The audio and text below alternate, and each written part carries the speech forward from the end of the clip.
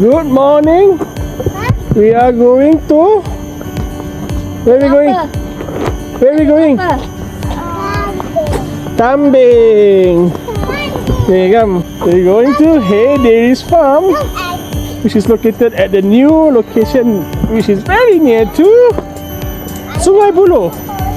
Let's go.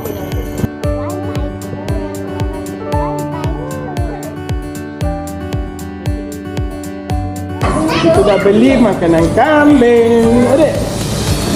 So the susu goes from there, going to the pipe, and going to the piping.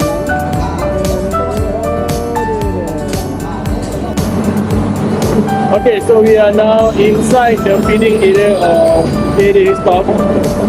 The kids will get to feed the goat using the alfalfa grass that we purchased for $5 each.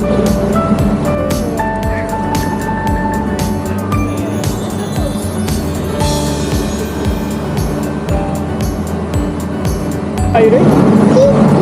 Feeding who?